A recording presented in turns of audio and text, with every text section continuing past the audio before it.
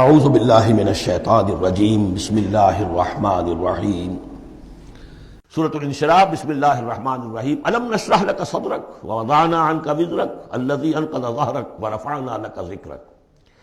کیا ہم نے آپ کے لیے آپ کے سینے کو کھول نہیں دیا، انشراح نہیں دے دیا آپ کو، اور آپ پر جو ایک بوجھ پڑا ہوا تھا وہ اٹھا نہیں لیا۔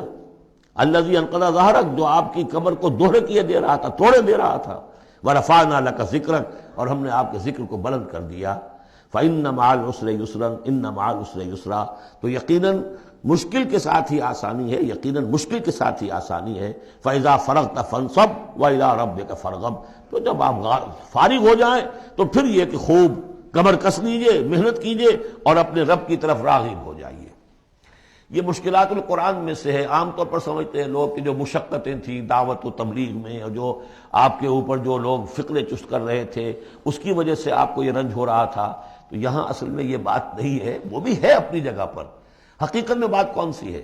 اور کیونکہ یہ بھی معلوم ہے کہ یہ بالکل ابتدائی زمانے کی صورتیں ہیں، لہذا اس دور میں تو ابھی اس طریقے کا جو ہے کوئی بہت زیادہ پرسیکیوشن بھی نہیں تھی، بہت زیادہ مخالفت بھی نہیں تھی، اس سے کہیں زیادہ بڑے مراحل سے آپ کو گزرنا پڑا ہے۔ 3 سال کی جو بھی شیب بنی ہاشم کی قید ہے وہ بعد کی بات ہے، جو یوم طائف آ رہا ہے وہ اس کے بہت بعد کی بات ہے، یوم احد بہت بعد میں آ رہا ہے۔ یہ اصل میں کیا ہے، جس شخص کو اللہ تعالیٰ نبوت دیتا ہے اس کی سب سے زیادہ جو خواہش ہوتی ہے وہ اللہ کے ساتھ لو لگا کر بیٹھا رہے، اور رسالت کا فریضہ ایسا ہے کہ جاؤ خلق خدا کو ہدایت کا راستہ دکھاؤ۔ اب کہاں وہ کیفیت، دن ڈھونڈتا ہے پھر وہی فرصت کے رات دن بیٹھے رہے تصور جانا کیے ہوئے، کہاں اللہ کی طرف رخ کر کے اللہ کا بندہ کھڑا ہے رات کے وقت، کیا اس کی کیفیت ہے، اس کے قلب کی، اس کی روح کی کیا انشراح ہے، کیا انبساط ہے، کن بلندیوں پر اس وقت وہ ہے، کس روحانی وسعتوں کے اندر جو ہے وہ اس وقت تیراکی کر رہا ہے۔ اور کب جا رہے کسی نے کہہ دیا پاگل ہے، کسی نے کہہ دیا کہ یہ تو مجنون ہے، دیکھو ذرا یہ شخص ہے جو کہتا ہے آپ کے معبودوں کو کہ یہ غلط ہے۔ اب اس کا ایک تقدر ہو رہا ہے دل کے اوپر، کہاں وہ کیفیت۔ علامہ اقبال نے اسے لکھا ہے، 4th لیکچر ہے ان کا جو خطبات میں سے، شیخ عبد القدوس گنگوہی رحمۃ اللہ علیہ کا قول دیا ہے۔ وہ کہیں کسی کیفیت میں بیٹھے ہوئے تھے اسی طرح مراقبے میں، اچانک اقامت کی آواز آ گئی، اب جماعت کھڑی ہو رہی، تو وہ آ رہا کھڑا ہونا ہے، وہ تو نماز میں تو جانا ہے، تو کہا کیا، جھنجھلا کر کہا، حضوری سے نکال کر دربانی میں کھڑا کر دیا۔ اس وقت جس مراقبے کی کیفیت میں تھا وہ تو حضوری کی کیفیت مجھے حاصل تھی، اب میں دربانی میں آ گیا ہوں یہاں پر۔ نماز تو آپ پڑھیں گے تو امام کے پیچھے پڑھیں گے، اس نے کہا اللہ اکبر تو کرنا ہی ہے رکوع، چاہے ابھی آپ کے دل چاہ رہا ہے اور قرآن پڑھا جائے تو کیسے ہوگا، تو اس کا حکم ماننا آپ نے۔ آپ چاہ رہے ہیں سجدے میں پڑے رہے ابھی سر نہ اٹھائیں، لیکن وہ تو کہے گا اللہ اکبر، تو وہ سر آپ نے اٹھانا ہی ہے۔ تو وہ ایک اور نظام ہے، وہ نظام با جماعت ہے، اس سے ایک جماعت کی تشکیل جو ہے وہ مطلوب ہے، اور ایک ہے انسان کا اپنا روحانی طرف ہو، اس کے کچھ اور تقاضے ہوتے ہیں۔ تو جیسے حضرت موسیٰ سے کہا گیا، ہر دفعہ آپ نے دیکھا اذهب الى فرعون انه طغى، اور وہ اگر وہیں پر رہتے ڈیرا لگا دیتے، ہر وقت گفتگو ہو رہی ہے، مخاطبہ مکالمہ مل رہا ہے، تو جو لذت اس میں تھی، اس کے اندر جو ہے وہ جو مشقت ہے وہ یہ تھی۔ رفتہ رفتہ پھر آپ کا مزاج اس کا خوگر ہوا ہے، اور پھر یہ کہ جب اللہ تعالیٰ نے اس میں بہت سے لوگوں کو بھی شامل کر دیا، پھر وہ جو تسکین پیدا ہوئی کہ ایک شخص وہ ہوتا ہے جو اکیلا، اس کو مولانا روم نے بڑی خوبصورتی سے بارش کا ایک بتایا ہے مثال، کہ بارش میں ایک مرحلہ ہوتا ہے کہ سمندر سے بخارات اوپر جا رہے ہیں، نہایت صاف شفاف، اس میں تو کوئی قدورت نہیں ہوتی، وہ تو ڈسٹلڈ واٹر جا رہا ہے، وہ اوپر گیا، پھر وہ گیا، اس نے بارش کی شکل اختیار کی، جب بارش کو بن کر وہ گرا ہے تو اس نے اب فضا کو بھی دھو دیا، تو فضا کی قدورت اپنے اندر لی نا، فضا کو صاف کر کے وہ آیا نیچے، زمین کا بھی گند صاف کرتا ہے، صاف کر کے اور وہ گند لے کے دریا میں شامل ہوا، اور پھر گیا اور سمندر میں جا کر گند اس نے وہاں چھوڑا، پھر وہ پاک ہو کر صاف ہو کر بڑی ہی یعنی لطیف شکل میں پھر یہ ہو رہی ہے، یہ ہے ایک سیر الی اللہ، اللہ کی طرف بڑھا جا رہا ہے۔ رات کو اللہ کا بندہ کھڑا ہے اور اللہ سے مناجات ہو رہی ہے، یہ وہ ہے بخارات کا اوپر اٹھنا، نہایت پاکیزہ لطیف کیفیت۔ اور جب آپ آئے ہیں تو بارش کے مانند ہیں، اب آپ دھو رہے ہیں، تو جو دھو رہے ہیں اس سے خود اپنے آپ کو بھی تقدر ہوتا ہے، کسی نے کچھ کہہ دیا، کسی نے کچھ کہہ دیا، کسی نے کچھ کہہ دیا، کسی نے فکرہ چست کر دیا.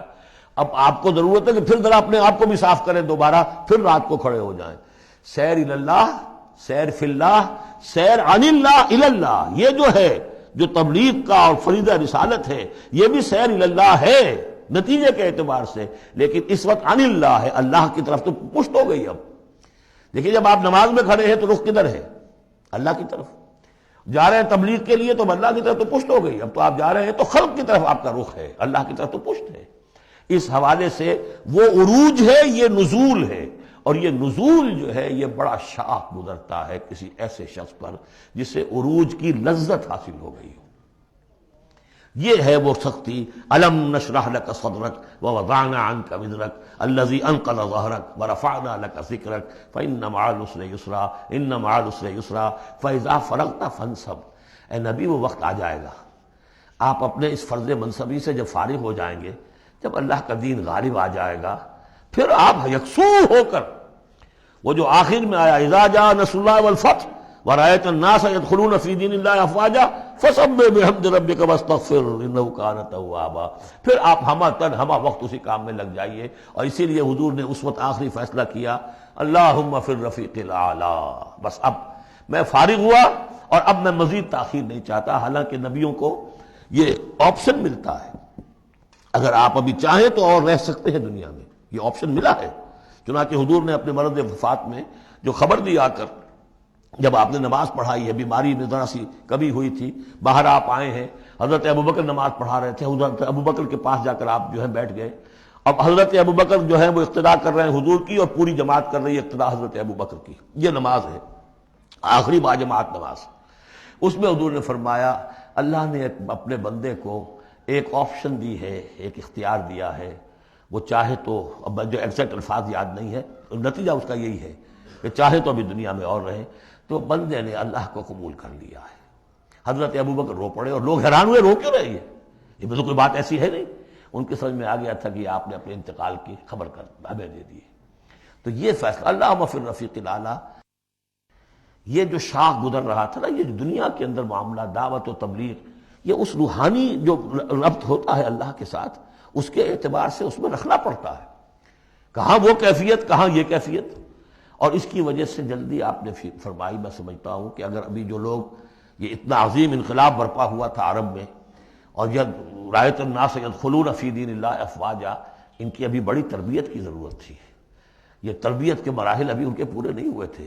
یہ تو صرف مکے اور مدینے کے لوگ تھے جو آپ کی تربیت سے اس طریقے سے بہرہ اندوز ہوئے اور ان مستفید ہوئے. یہ جو پورا عرب جو ہے ایمان لے آیا، اور ان کو تو آپ کی تربیت کا ابھی وقت نہیں ملا. بہرحال جب یہ کام ہو چکے گا اے محمد، تو بس پھر آپ ہمہ وقت اللہ کی طرف متوجہ ہو جائیے. صدق اللہ العظیم.